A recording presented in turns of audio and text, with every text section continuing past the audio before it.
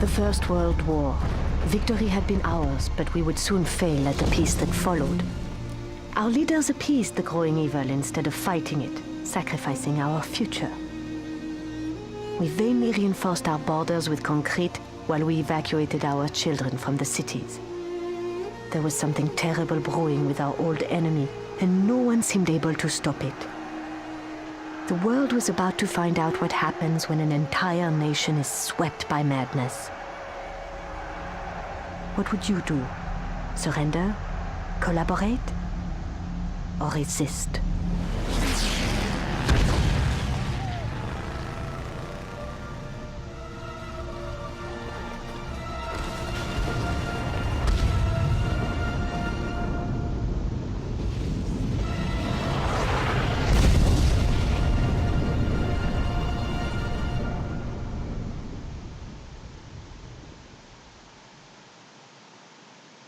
Bonsoir, Manon. I'm sorry to call you over on such short notice, but we have an important new mission. Remember that Danish boy who lives below me? You know, Niels, the one who keeps asking me about the Resistance. He's always saying that he wants to join, because his home country is occupied just like France.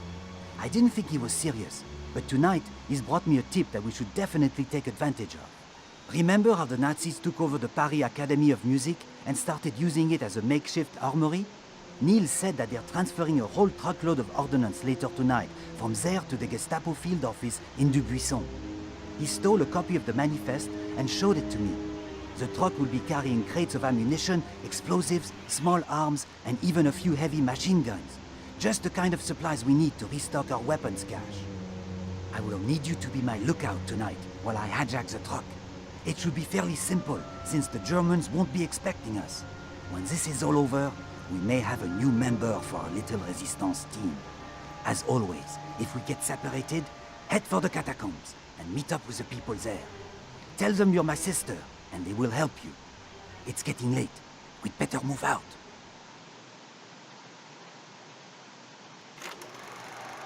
In direct violation of the Treaty of Versailles, Germany spent the 1930s rebuilding their military into a massive fighting force that Hitler planned to use in his conquest of Europe.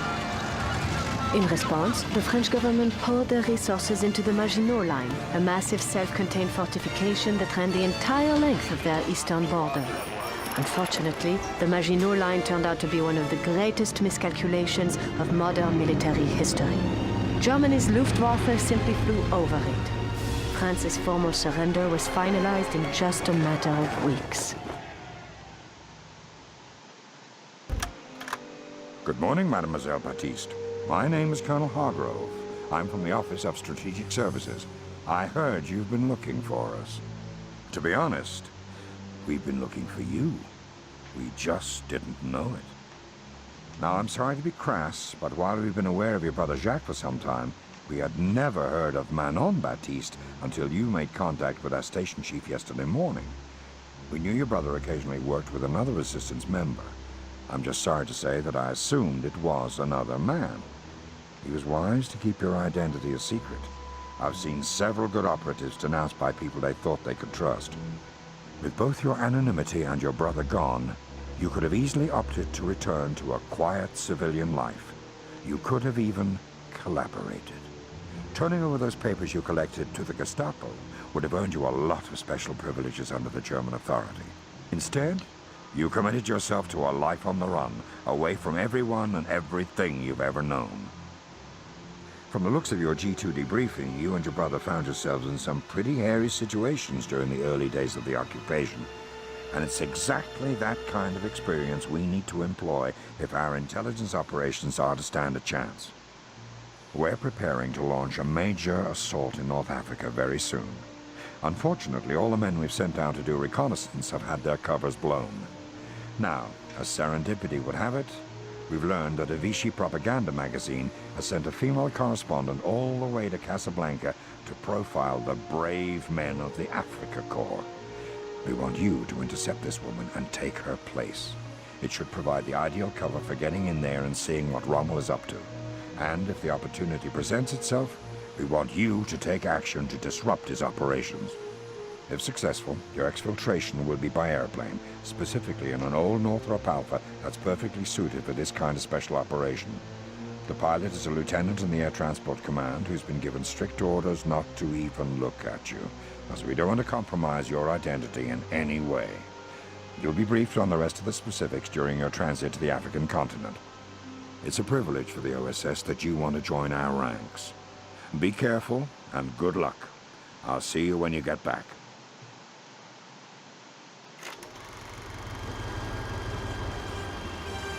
Tanks were a cornerstone of the Nazi Blitzkrieg attack strategy.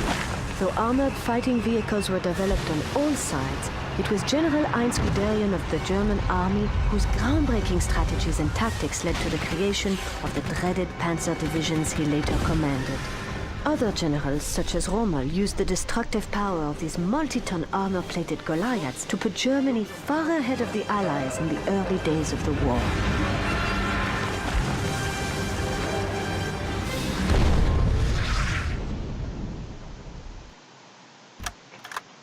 It's good to see you back from North Africa in one piece. There's no time to waste as we have a tricky new assignment for you. As part of a continuing mission to legitimize their bloodthirsty conquest, the Nazis have announced a major archaeological excavation on the Greek island of Crete. Unfortunately for the priceless architecture and relics there, the Germans are defacing, not digging. Although the Third Reich only dates back a decade, the Nazis are desperately trying to establish their pedigree as one that stretches all the way back to antiquity. Employing phony archaeologists with forged credentials, the Germans are planting evidence, doctoring reports, and even going so far as to carve swastikas into the walls of these ancient ruins. Normally, this pathetic propaganda effort would not be worth our attention. But the dig is also serving as cover for the installation of a massive artillery battery that, if allowed to become operational, will bring Allied shipping to a halt in the region. We cannot allow that to happen, especially at this crucial stage of the war. These guns are heavily fortified within the excavated sublevels of the coastal wall. Obviously, because of the historic location, airstrikes are currently out of the question. That's why we're sending you in. Since it worked well in Casablanca, you'll be undercover again as a foreign correspondent armed with a camera. Your mission is to infiltrate the dig and prevent further molestation of the site. Then locate the big guns and carefully take them out of commission. You'll travel to Crete aboard a stolen Italian trawler. Be at the dock by 0800 hours tomorrow morning. Bon voyage. By 1940, the combined armed forces of Nazi Germany were unlike anything the modern world had ever seen. After their brutal success in Poland, the Wehrmacht prepared to unleash their lightning war against the West. It was over quickly.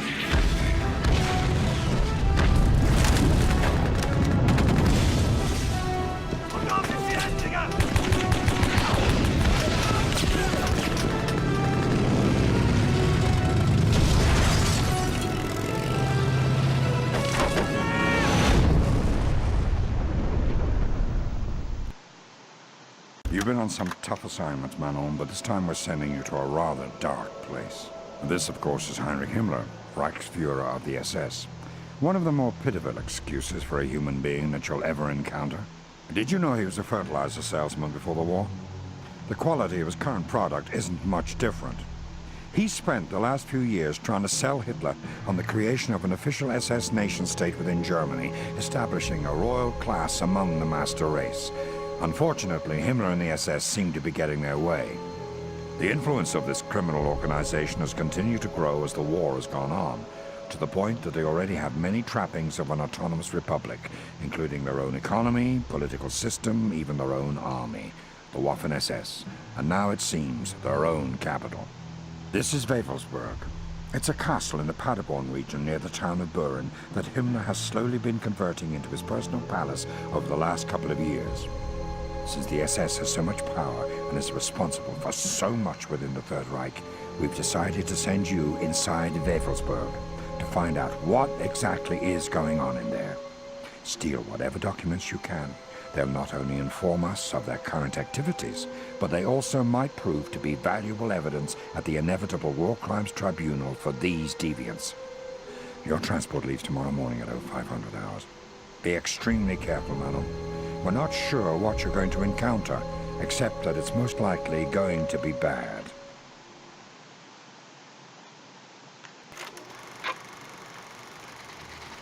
Here is the band of criminals that was the Axis leadership at the beginning of the war. Adolf Hitler, Führer of the Third Reich, the man who personifies true evil. Benito Mussolini, an incompetent thug who sold out his own people. Hermann Göring, the decadent Reich Marshal in charge of the Luftwaffe. And Heinrich Himmler, head of the Nazi SS who oversaw the greatest crimes against humanity. Himmler was a mentally unstable man who truly believed the crazy mythology that he and his fellow SS deviants created in their efforts to establish an independent state within Nazi Germany. Unfortunately, Himmler took his own life before he could be brought to trial, unlike Göring, who was convicted and sentenced to death at the Nuremberg War Crimes Tribunal, and who is no doubt spending eternity with the rest of his friends. It's a new mission that's suddenly opened up, but it's strictly on a volunteer basis. This is the town of Casino, the gateway to Rome. And this is the abbey that sits above Casino, on a small mountain that is the most strategic spot in a most strategic town.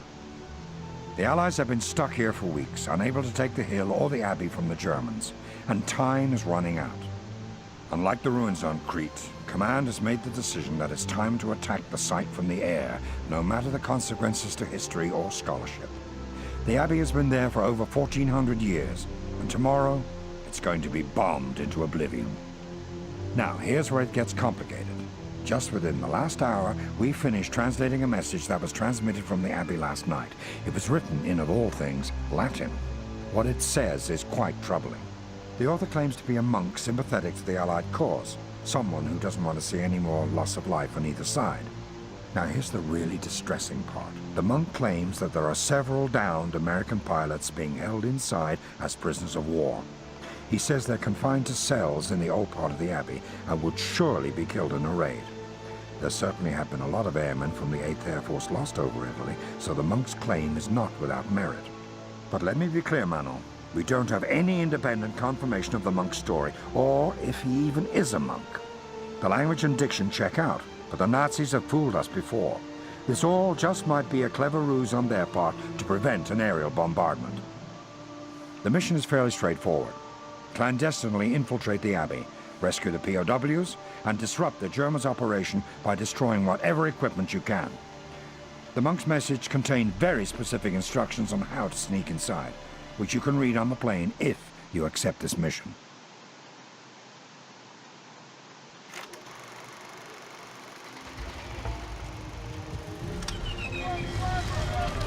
The European air war that started with the RAF in the Battle of Britain was continued by the forces of the Army Air Corps. Nimble fighters piloted by brave young men roamed the countryside, attacking any target of opportunity, disrupting the German war machine on the ground and in the air, while heavy American bombers made daring daylight raids against the Third Reich. But there was a heavy price to be paid. By war's end, almost 1 out of every 10 Americans killed had been a member of the 8th Air Force. Welcome back, Manon. Things around here are going to get even more hectic than they were before. The OSS is recruiting a new agent for a very specialized mission, and I think we've got our man. Remember that young ADC pilot who got you out of North Africa a year and a half ago? A lieutenant named Jimmy Patterson? I've kept my eye on him since then, and lo and behold, he just got himself nominated for the Medal of Honor. I'm going to see him tomorrow. If he decides to accept our offer, I want to make you his boss. My gut tells me the two of you will make a good team. Not all the details of his mission have been worked out yet, but I do know that it's got something to do with the Nazis' vengeance weapons program, which brings us to the subject of your next assignment, the V-1 buzz bomb. We've received mixed intelligence over the past 2 years about their efforts to build a long-range, self-guiding flying bomb, so we weren't sure they'd ever be able to manufacture these weapons in mass quantities. Unfortunately, as we discovered this past week, they have. One of these V-1s, powered by its pulse jet engine, can travel from its launch site in the French countryside to the heart of London in about 15 minutes. Some Spitfires on patrol have been able to knock down a few in mid-air, but for the most part, they get through to the city without any trouble. A few of these things have hit near my office at Whitehall, and I can tell you firsthand that it's not a pleasant experience. Some of the junior staff were at a pub that got hit. The impact crater was big enough to park a Liberty ship inside. No traces of the men were ever found. As soon as the 8th Air Force takes out a launch site, new ones spring up like weeds somewhere else. They've even air-launched a few of these missiles from specially modified Luftwaffe bombers. We've got to put a stop to this. Your mission is to disrupt their V-1 manufacturing line and to secure the deployment information for the bombs that have already been shipped out. You leave tonight at 1900 hours. Be careful, Mano, or I'll have to find someone else to watch over this Patterson kid. The ability to precisely hit a long-range target with an explosive warhead was only a theory when the war started. The Allies experimented with radio-controlled drones, while the Japanese used human kamikazes to inflict damage in the Pacific. At their Peenemünde research lab, however, German scientists developed the V-1 flying bomb. Almost 30 feet long and powered by a pulse jet engine, thousands of these vengeance weapons were launched from sites all over Western Europe, inflicting heavy damage. After the war, captured V-1s were used by the United States to leapfrog into a new realm of guided missile development. Though progress would still have the occasional setback. Time is short, so I'll be brief. With the successful breakout from Normandy by our troops, the Nazis are quickly falling back to their border. Hitler knows that France has been lost, and we've intercepted a communique ordering Dietrich von Choltitz, the general in charge of Paris, to burn the capital before the Allies get there. Apparently, though, Choltitz is having second thoughts about going down in history as the man who extinguished the City of Lights, and the Swedish Consul General has stepped in to broker a ceasefire. Unfortunately, we can't be sure all the junior officers will go along with disobeying a direct order from the Fuhrer, and there are reports of explosives being distributed to key locations around the city. Paris has survived for over 4 years under Nazi occupation. It would be horrible for it to be destroyed now, on the eve of its liberation. It's time for you to go home, Mano. Good luck. Fighting was fierce as Allied troops battled house to house and town to town in the days following the invasion. Despite heavy casualties, the Allies soon had the upper hand. The Nazi war effort was beginning to collapse. This news swept Paris, where the city erupted as everyday citizens joined with the resistance in rising up against their Nazi occupiers. Fear and anguish turned to joy and elation as the last German forces evacuated and the first Allied tanks appeared. What had seemed impossible to even dare think in the darkest days of the Blitzkrieg had unbelievably come true.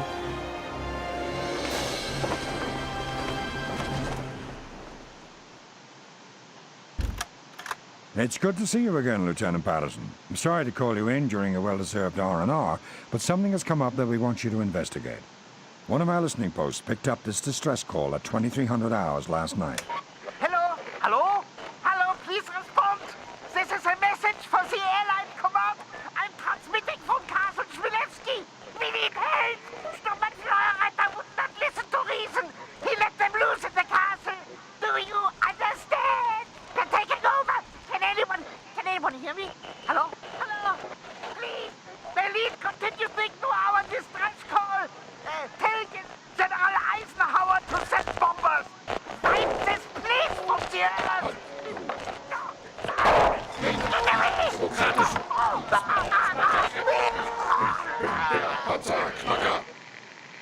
The boys at OSRD have spent all day trying to analyze the sounds you hear in the background, but they can't make heads or tails of it. The castle where the broadcast originated from is on the eastern edge of the Black Forest.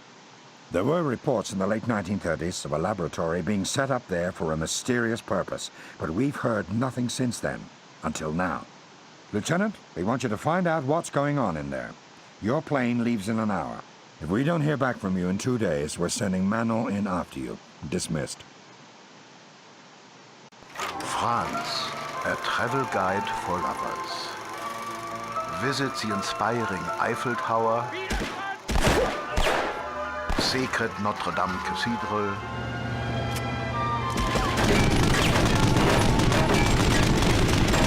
quaint villages,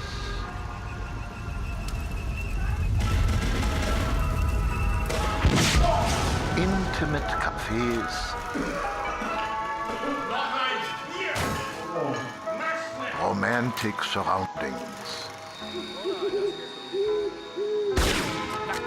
and the utmost hospitality Europe has to offer.